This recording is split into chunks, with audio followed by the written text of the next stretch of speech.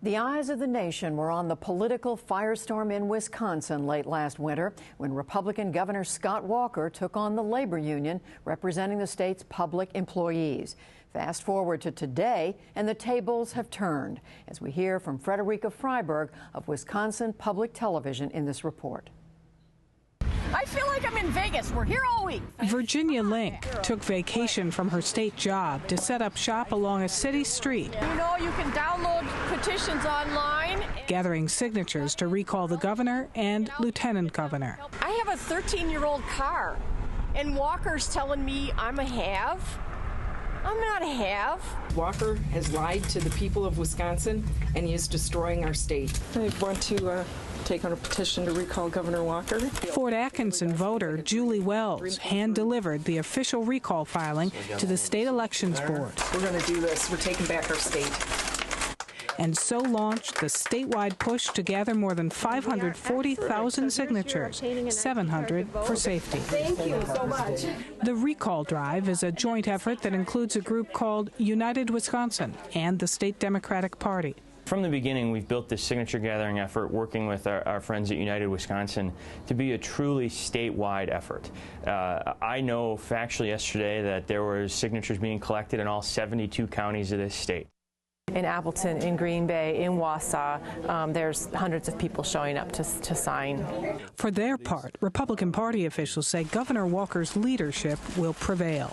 He's not afraid of this battle at all. Not at all. Then you want to protect your city, where you're from, Cudahy or But veteran campaign operatives claim the so-called ground game being worked for this recall effort is as good as President Obama's 2008 campaign operation, only more energized. Party-paid professionals man recall offices across the state. It's a ground game that takes a lot of money. We're going to do the best we can. We know we'll be outspent, but I think we'll have enough money to win. You'll have big union money, won't you? I think that obviously organized labor has a big stake in this fight.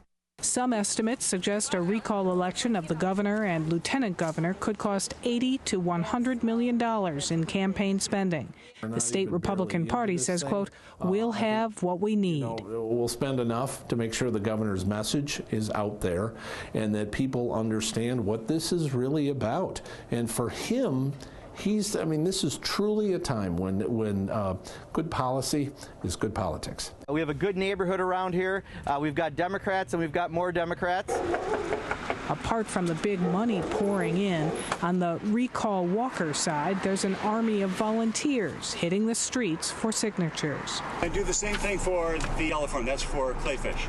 This drive-through recall post is staffed by revolving shifts of 77 retired teachers angry over education cuts. Basically what people do is they see the sign that there's a drive-through ahead, just like McDonald's drive-through ahead. Thanks so much. Who's next? Yeah, there's one for Walker and one for Clayfish. But even in Democratic strongholds like Madison and Milwaukee, there are staunch Scott Walker supporters.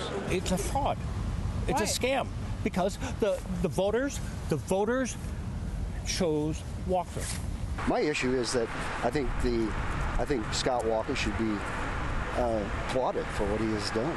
From our perspective, the governor is welcoming the opportunity to go out and talk to the voters. We're committed to working together. Governor Walker started talking to voters with new TV spots this week, saying his budget balancing policies are working. I think we are doing the very best thing that Wisconsin has seen in probably a generation.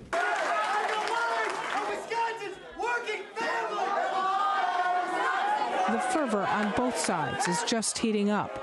At a the Recall event featuring Republican budget writer Robin Voss, an interloper disrupted the message.